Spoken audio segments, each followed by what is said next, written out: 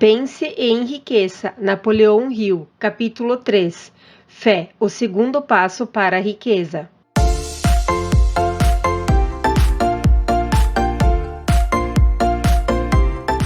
Seja bem-vindo ao canal A Mente Cria Sua Vida. Se você chegou a este vídeo, foi por alguma razão. Então, se você gostar dele, se inscreve no canal e ativa o sininho. Assim você será avisado sempre que postarmos conteúdos novos. Curta e comenta e compartilha. Fique agora com o capítulo 3. Fé, o segundo passo para a riqueza. Visualização do desejo e certeza da realização. O segundo passo em direção à riqueza. A fé é o alquimista da mente. Quando a fé se junta à vibração do pensamento, o subconsciente logo se apossa da combinação, transformando-a em seu equivalente espiritual, que é então transmitido para a inteligência infinita, como no caso da prece. Entre as emoções positivas, a mais poderosa são a fé, o amor e o sexo. Quando as três se combinam, produzem o efeito de, entre aspas, colorir a vibração do pensamento, de maneira que chegue de imediato ao subconsciente, onde é transformada em seu equivalente espiritual, sendo essa a única forma de se obter uma resposta da inteligência infinita. O amor e a fé são psíquicos, relacionados ao lado espiritual do homem. O sexo é puramente biológico e relacionado somente ao físico. A mistura ou combinação dessas três emoções abre uma linha direta de comunicação entre a mente finita e pensante do homem e a inteligência infinita. Como desenvolver a fé? Abre aspas. A fé é um estado de espírito que pode ser induzido ou criado pela afirmação ou repetição de instruções ao subconsciente, empregando-se o princípio da autossugestão. Fecha aspas. Essa frase oferece uma boa explicação para a importância do princípio da autossugestão na transmutação do desejo em seu equivalente material ou monetário. À guisa de ilustração, considere o propósito para o qual, supostamente, você está lendo este livro. O objetivo imediato é, de certo, adquirir a habilidade de transformar o intangível impulso mental do desejo em sua contrapartida material, ou seja, dinheiro. Seguindo as instruções apresentadas nos capítulos sobre autossugestão e subconsciente, você pode convencer o seu subconsciente da sua crença de que receberá aquilo que está pedindo. O subconsciente, então, agirá com base nessa crença, desenvolvendo-a em forma de fé, seguida de planos definidos para a realização do seu objetivo. É extremamente difícil descrever o método para desenvolver a fé quando ela ainda não existe. É quase tão difícil quanto descrever a cor vermelha para um cego que nunca viu cores e não dispõe de qualquer elemento para estabelecer a comparação. A fé é um estado de espírito que pode ser desenvolvido pela vontade depois que você domina os 13 princípios, pois se desenvolve voluntariamente pela aplicação e pelo uso desses princípios. O único método conhecido de desenvolvimento voluntário da fé é a repetição afirmativa de ordens ao subconsciente. Talvez o significado fique mais claro a partir dessa explicação de um famoso criminalista sobre como os homens se tornam criminosos. Abre aspas. Quando pela primeira vez o indivíduo entra em contato com o crime, ele o abomina. Se mantém o contato por algum tempo, acostuma-se e o suporta.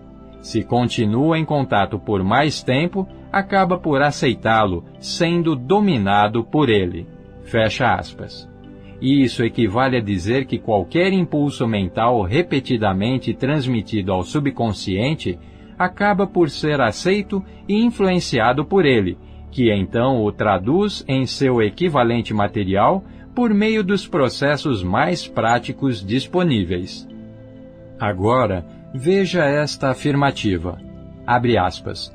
Todos os pensamentos combinados a sentimentos e a fé começam imediatamente a transformar-se em seus equivalentes ou contrapartidas materiais.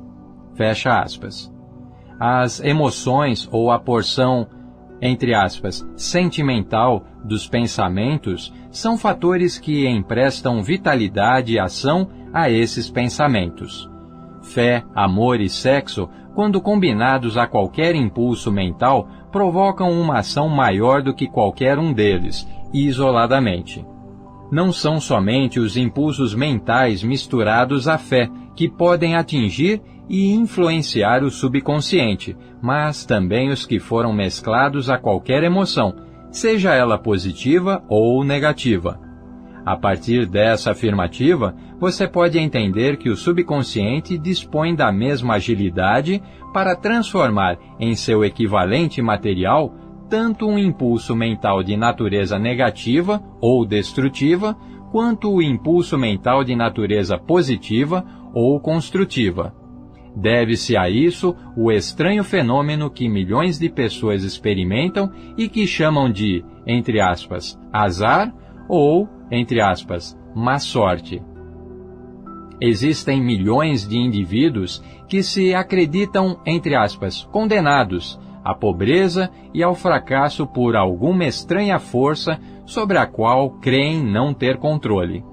São eles os criadores da própria infelicidade, em razão dessa crença negativa que é captada pelo subconsciente e traduzida em seu equivalente material. Este é o momento apropriado para reiterar que você pode transmitir ao seu subconsciente qualquer desejo que queira traduzir em seu equivalente material ou financeiro, mantendo-se num estado de expectativa ou crença de que essa transmutação realmente ocorrerá. A fé é o elemento que determina a ação do subconsciente. Não há nada que impeça você de, entre aspas, enganar o seu subconsciente, dando-lhe instruções por meio de autossugestão, como eu enganei o subconsciente do meu filho. Para fazer com que esse, entre parênteses, estratagema pareça mais real, sempre que você conversar com o seu subconsciente, proceda exatamente como se já possuísse o bem material que deseja. Qualquer ordem transmitida ao subconsciente em um estado de crença ou fé, a certeza de que será obedecida, será por ele transformada em seu equivalente material, pelos meios mais práticos e diretos que estiverem disponíveis. Certamente, você já possui material suficiente para estabelecer um ponto de partida para a experiência e a prática, por meio das quais poderá adquirir a capacidade de integrar a fé a qualquer ordem dada ao subconsciente. A perfeição vem com o exercício, não basta ler as instruções. Sendo verdade que se pode virar criminoso pela associação com o crime, e esse é um fato conhecido, é igualmente verdadeira a ideia de ser possível desenvolver a fé pela sugestão intencional ao subconsciente. A mente acaba por absorver a natureza das influências que a dominam. Compreenda essa verdade e saberá porque é essencial saber das emoções positivas as forças dominantes da sua mente, eliminando as emoções negativas. A mente tomada por emoções positivas torna-se um abrigo favorável para o estado de espírito conhecido como fé. A fé pode, à vontade, transmitir ao subconsciente instruções que são aceitas e rapidamente postas em ação. A autossugestão pode induzir a fé. No decorrer dos tempos, os religiosos sempre aconselharam a humanidade a, abre aspas, ter fé, fecha aspas, nisso ou naquilo, neste ou naquele dogma ou credo, mas não lograram dizer ao povo como conseguir.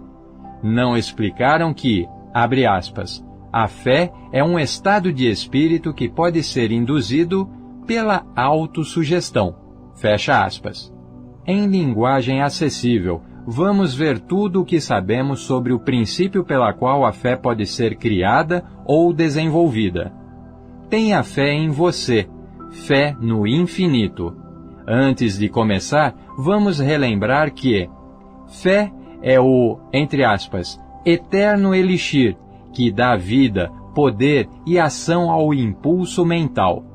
A frase anterior merece ser lida 2, 3, 4 vezes e em voz alta.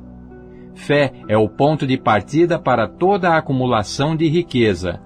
Fé é a base de todos os, entre aspas, milagres e de todos os mistérios que não podem ser analisados pelas leis da ciência.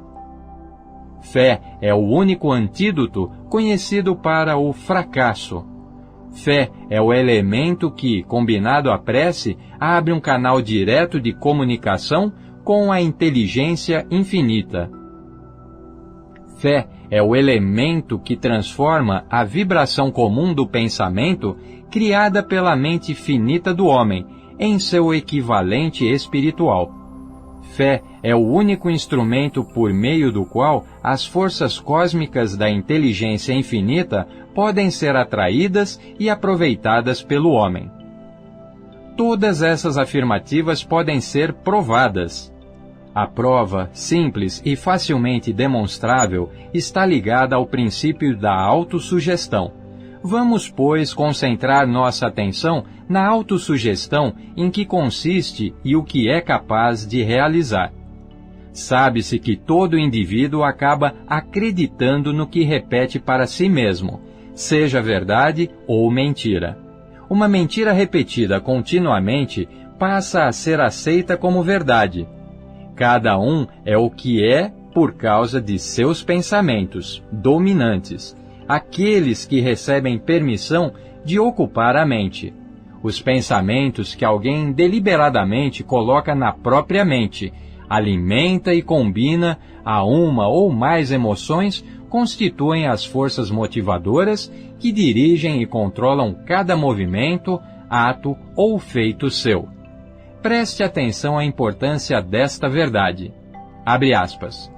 Pensamentos combinados a quaisquer sentimentos ou emoções constituem uma força, entre aspas, magnética, que atrai pelas vibrações do éter outros pensamentos similares ou relacionados. Fecha aspas. Portanto, um pensamento, entre aspas, magnetizado com emoção pode ser comparado à semente que, quando plantada em solo fértil, germina, cresce e se multiplica muitas e muitas vezes até transformar-se em milhões de incontáveis sementes da mesma espécie. O éter é uma imensa massa cósmica de eternas forças de vibração. Constitui-se tanto de vibrações destrutivas quanto de vibrações construtivas. Carrega sempre vibrações de medo, pobreza, doença, fracasso, miséria, bem como vibrações de prosperidade, saúde, sucesso e felicidade, tão certo como carrega, por meio do rádio, o som de centenas de orquestrações musicais e centenas de vozes humanas, todas mantendo sua individualidade e suas formas de identificação. A mente humana atrai continuamente as vibrações existentes na imensidão do éter, que sejam capazes de unir-se em harmonia àquelas que a dominam. Qualquer pensamento, ideia, plano ou propósito guardado em nossa mente atrai das vibrações do éter um grande número de semelhantes, adiciona esses, entre parênteses, aparentados, a própria força e cresce até tornar-se dominante, mestre motivador do indivíduo em cuja mente foi abrigado. Agora voltemos ao ponto de partida. Vamos ver como a semente original de uma ideia, plano ou propósito pode ser plantada na mente. É muito simples, pela repetição, Aí está o porquê de pedirmos que você registre por escrito o seu maior propósito ou alvo principal definido, preservando-o na memória e repetindo-o em alto e bom som, dia após dia, até que as vibrações sonoras alcancem o seu subconsciente. Somos o que somos pelas vibrações dos pensamentos que escolhemos e registramos, através dos estímulos do nosso dia a dia. Decida-se a afastar as influências de um ambiente infeliz e a manter a vida em ordem.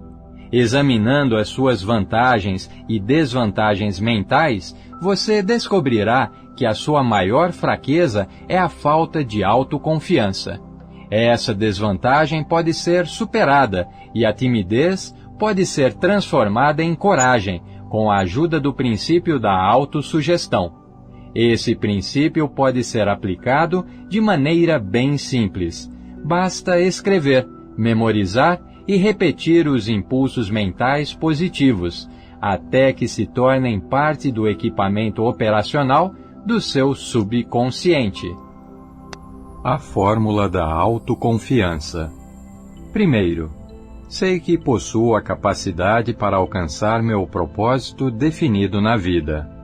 Assim, exijo de mim uma ação persistente e contínua para atingi-lo e prometo, aqui e agora, começar a agir imediatamente.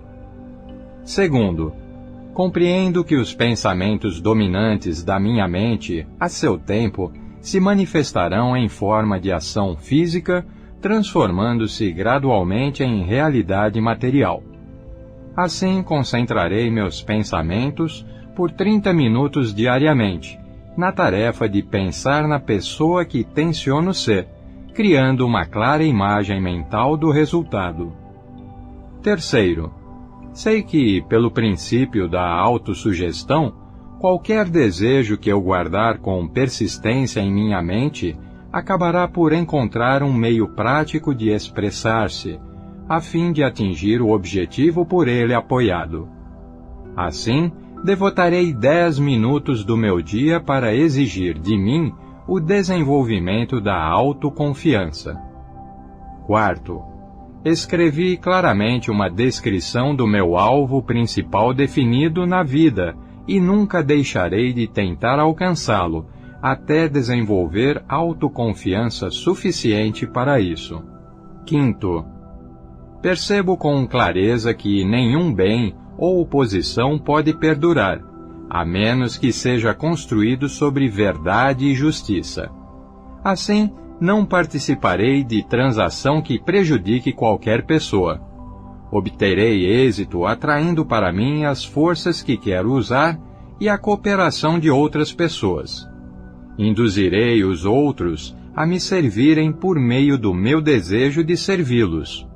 Eliminarei hostilidade, inveja, ciúme, egoísmo e cinismo, desenvolvendo amor por toda a humanidade, porque sei que uma atitude negativa em relação aos outros jamais poderá trazer-me sucesso. Farei os outros acreditarem em mim, pois acreditarei neles e em mim. Assinarei meu nome nesta fórmula, como garantia de preservá-la na memória e lê-la em voz alta uma vez por dia, com fé plena de que, gradualmente, influenciarei meus pensamentos e minhas ações de maneira a tornar-me uma pessoa bem-sucedida e autoconfiante. Por trás dessa fórmula há uma lei da natureza, ainda não explicada, que sempre confundiu os cientistas. Os psicólogos a chamaram de, entre aspas, autossugestão, e assim ficou.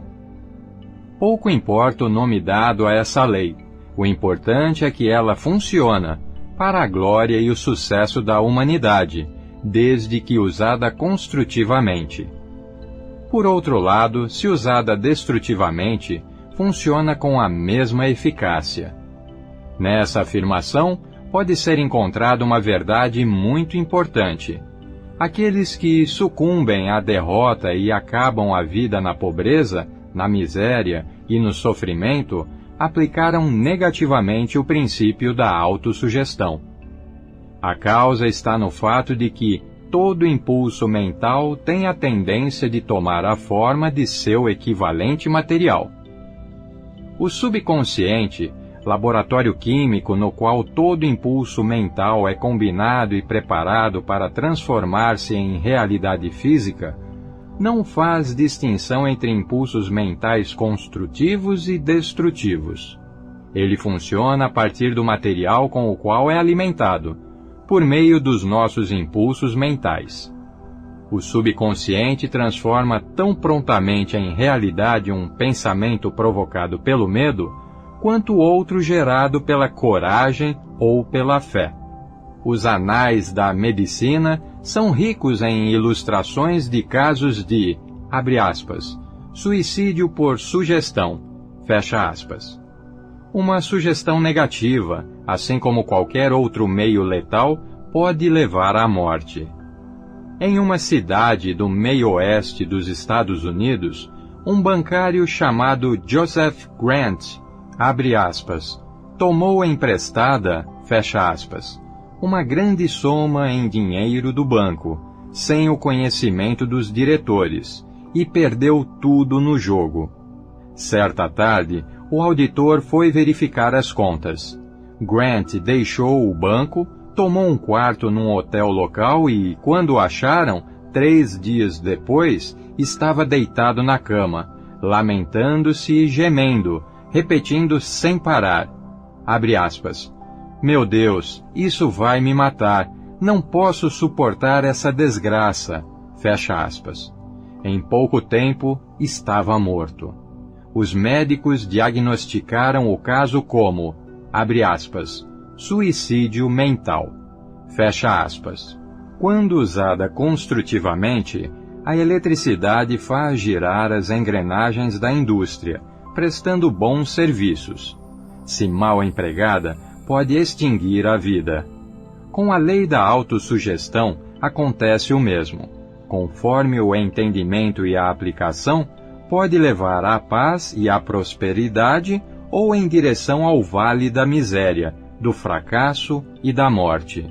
Se você encher a mente de medo e duvidar de sua capacidade de utilizar as forças da inteligência infinita, a lei da autossugestão tomará esse espírito de descrédito, adotando-o como padrão que o subconsciente transformará em seu equivalente material. Isso é tão certo quanto 2 e 2 são 4. Assim como o vento leva uma embarcação para o leste e outra para o oeste, a lei da autossugestão pode fazer você progredir ou regredir, conforme a disposição das velas do seu pensamento. A lei da autossugestão, pela qual é possível alcançar níveis de realização surpreendentes, é bem descrita nestes versos. Abre aspas. Se pensa que está derrotado, você estará.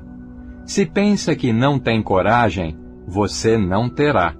Se gosta de vencer, mas pensa que não pode, é quase certo que não vencerá.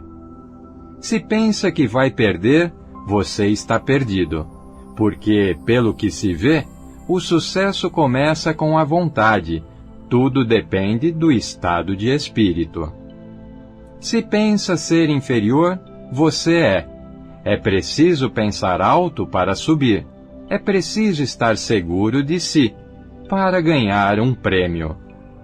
As batalhas da vida nem sempre são vencidas, pelo mais forte ou pelo mais rápido, mas cedo ou tarde vencerá aquele que pensa que pode. Fecha aspas. Observe as palavras em destaque e vai captar exatamente o que o poeta quis dizer. Em algum lugar dentro de você, talvez nas células do cérebro, repousa, adormecida, a semente da realização que, se estimulada e ativada, é capaz de levá-lo a alturas inimagináveis. Assim como o virtuose consegue extrair os mais belos sons das cordas de um violino, você pode fazer o gênio que dorme em seu cérebro despertar e apontar-lhe o caminho do sucesso. Até completar 40 anos, Abraham Lincoln foi um fracasso em tudo o que tentou. Foi abre aspas, João Ninguém, fecha aspas, até que uma experiência extraordinária ocorreu em sua vida, estimulando o gênio que trazia adormecido no coração e no cérebro, e dando ao mundo um grande homem. Essa, entre aspas, experiência misturou-se com emoções de tristeza e amor, chegando até ele por intermédio de Anne Rutledge, a única mulher que realmente amou. É fato notório que a emoção do amor é parente próxima do estado de espírito que chamamos fé, porque o amor quase chega a transformar impulsos mentais em seus equivalentes espirituais. Durante o trabalho de pesquisa para esse livro, com a análise das vidas e dos feitos de centenas de indivíduos que alcançaram realizações extraordinárias, ficou claro que, por trás de quase todos eles, havia o amor de uma mulher. A emoção do amor cria, no coração e no cérebro humanos, um campo favorável de atração magnética que causa um afluxo das mais elevadas e melhores vibrações em suspensão no espaço.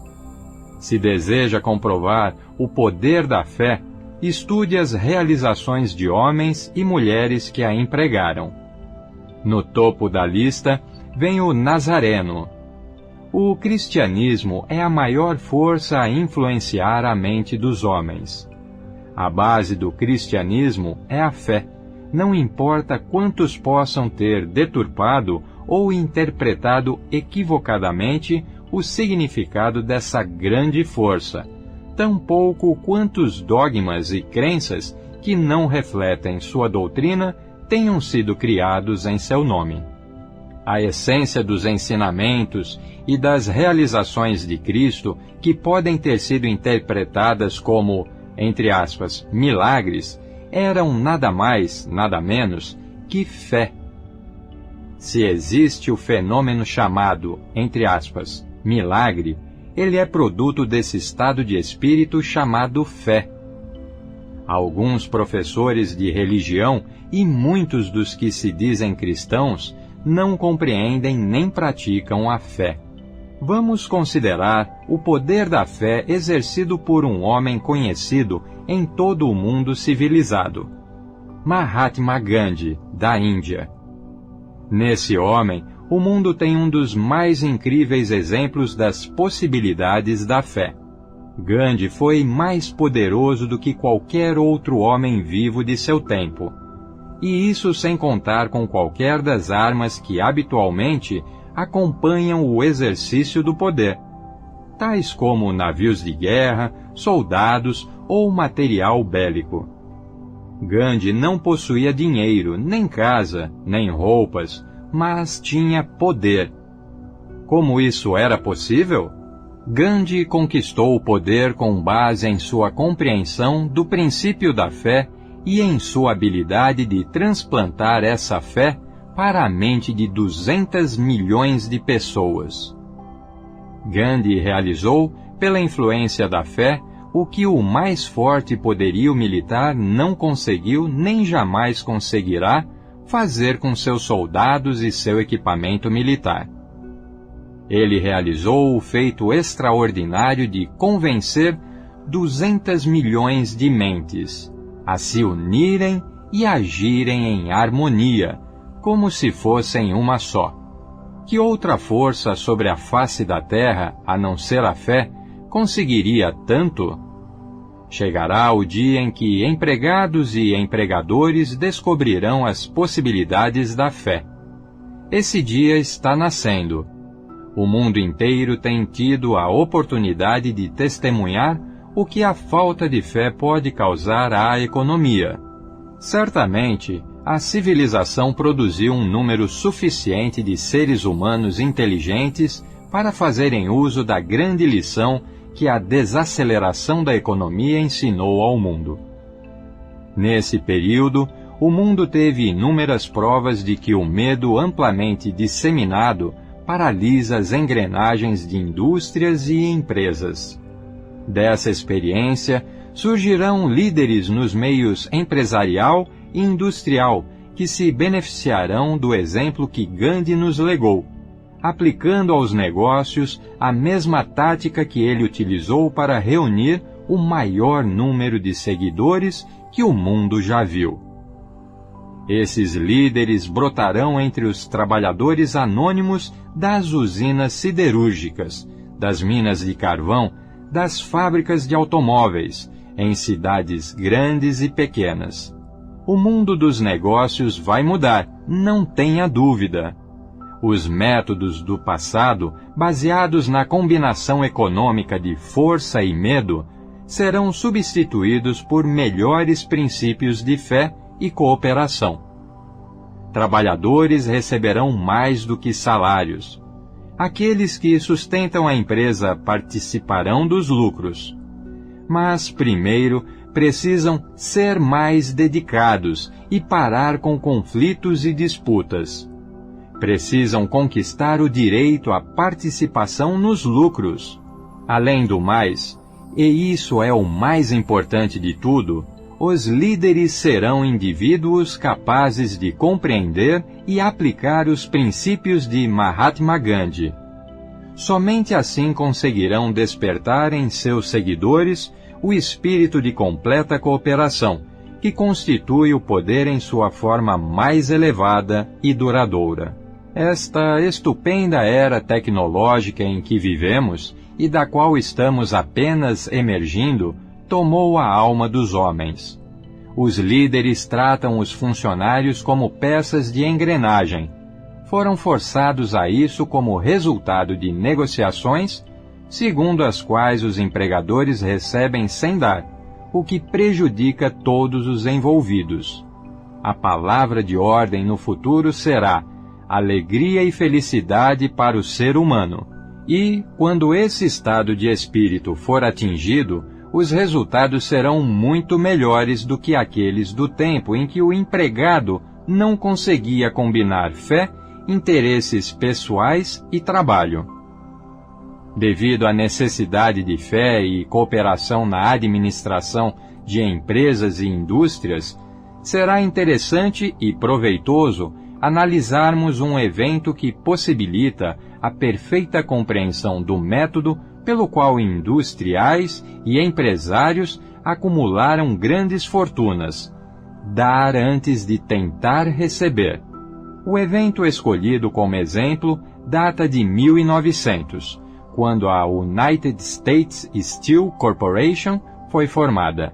Ao ler a história, guarde estes fatos fundamentais e compreenderá como as ideias se converteram em enormes fortunas. Primeiro, a enorme United States Steel Corporation nasceu na mente de Charles M. Schwab, sob a forma de uma ideia criada em sua imaginação. Segundo, ele acrescentou fé à ideia. Terceiro, formulou um plano para transformar a ideia em realidade material e financeira. Quarto, colocou o plano em ação, com o famoso discurso no University Club.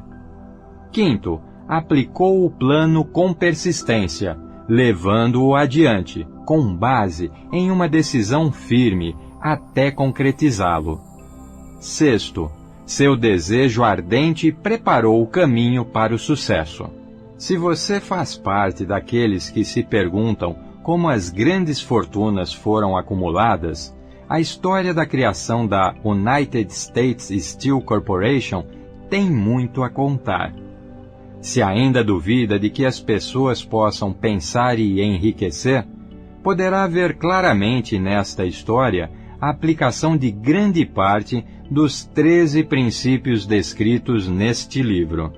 Essa surpreendente descrição do poder de uma ideia foi relatada em cores vivas por John Lowell no New York World Telegram, que gentilmente permitiu a reprodução da matéria.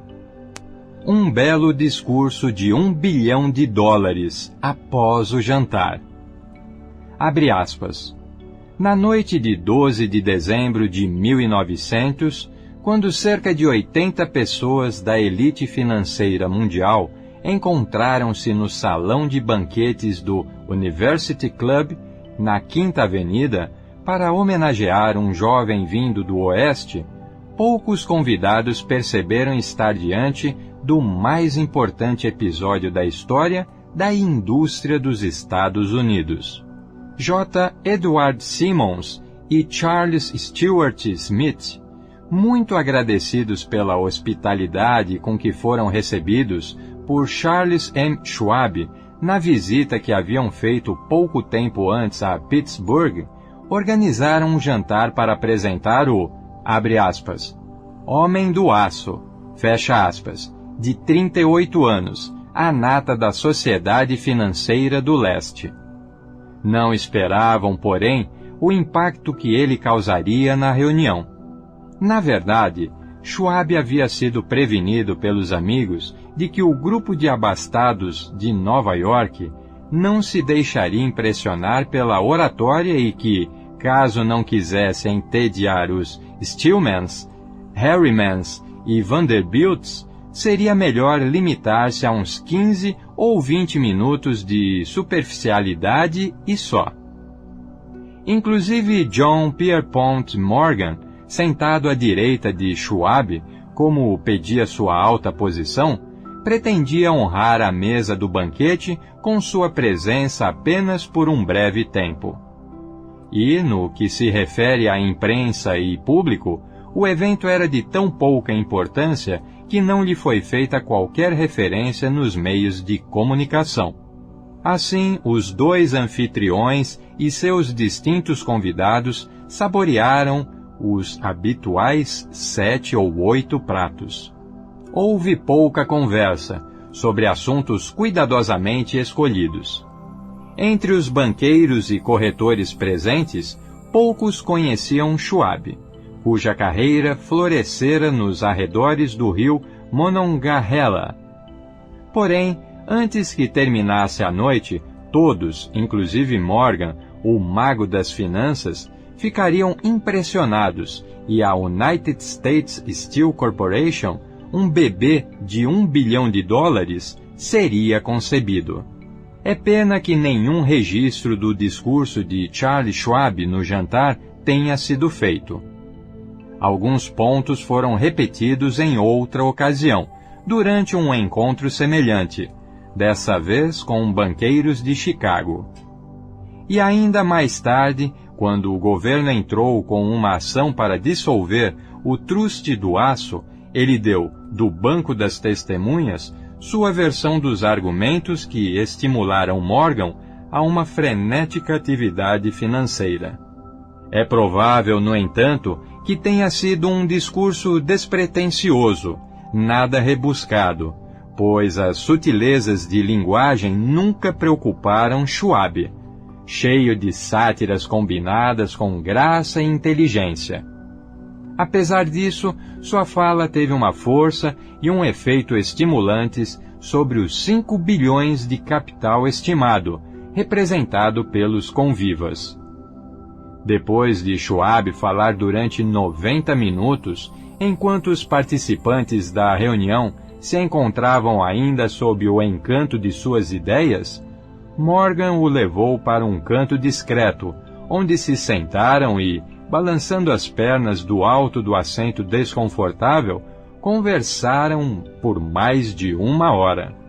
A mágica da personalidade de Schwab atuava à força máxima, mas o mais significativo e marcante foi o programa bem elaborado e claramente definido, apresentado por ele para a ampliação da Steel. Muitos tentaram fazer Morgan se interessar pela formação de um truste do aço, à maneira das associações de biscoitos, arames, açúcar, borracha, uísque, óleo ou goma de mascar. John W. Gates, sempre ousado, pressionou-o, mas Morgan não confiou nele. Os jovens Moore, Bill e Jim, corretores de ações de Chicago, responsáveis pela união de um truste de fósforos com uma empresa de biscoitos, também insistiram e falharam. Albert H. Gary, o sisudo advogado, desejou promover o assunto, mas não era suficientemente bom para impressionar.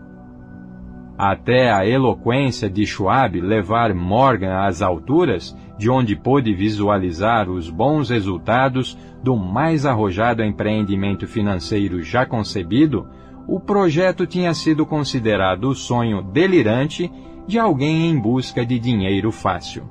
O magnetismo financeiro que começou, na geração anterior, a atrair milhares de companhias pequenas e, às vezes, mal administradas, para grandes e competitivas associações, tornou-se atuante no mundo do aço pelos meios técnicos desse jovial pirata dos negócios, John W. Gates.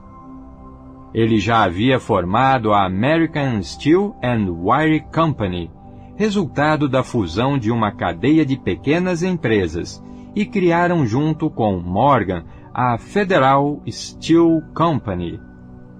A National Tube e a American Bridge eram duas outras firmas de Morgan, e a Moore Brothers havia abandonado o negócio dos fósforos e dos biscoitos para formar o grupo americano, setores de folha de Flandres, de aros de aço, de chapas de aço e a National Steel Company. No entanto, essas associações eram insignificantes, se comparadas ao gigantesco truste vertical de Andrew Carnegie, com 53 sócios e proprietários. As empresas podiam associar-se à vontade, mas, ainda que operassem em bloco, não representariam qualquer ameaça à organização de Carnegie, e Morgan sabia disso. O excêntrico velho escocês Carnegie também o sabia. Das magníficas alturas do castelo Esquibo, ele havia percebido, primeiro com deleite e depois com ressentimento, as tentativas de inclusão das pequenas empresas de Morgan em seu negócio. Quando as tentativas começaram a tornar-se ousadas demais, a disposição de Carnegie traduziu-se em raiva e retaliação, e ele decidiu copiar cada uma das fábricas rivais. Até aí, não havia demonstrado interesse em arames, aros ou lâminas. Ao contrário, ficava satisfeito em vender para essas companhias o aço bruto e deixar que trabalhassem o material da forma que desejassem. Então, com Schwab e seu hábil tenente, planejou encostar os inimigos na parede. Assim, no discurso de Charles M. Schwab, Morgan viu a resposta para seu problema de associação. Um truste sem Carnegie, o maior deles todos, não seria um truste de forma alguma. Seria, como disse um escritor, um pudim de ameixas sem as ameixas. O discurso de Schwab, na noite de 12 de dezembro de 1900, embora não fosse uma clara afirmativa, sugeria sem dúvida que a enorme empresa de Carnegie poderia unir-se às de Morgan. Ele falou sobre o futuro do aço no mundo, a reorganização para a eficiência, a especialização, a dissolução das fábricas mal-sucedidas, com a concentração de esforços naquelas em crescimento, o comércio de minério, a economia nos departamentos administrativo e operacional e a conquista de mercados estrangeiros. Mais do que isso, disse aos especuladores presentes onde estavam os erros de sua habitual roubalheira. Seu propósito, ele concluiu, era criar monopólio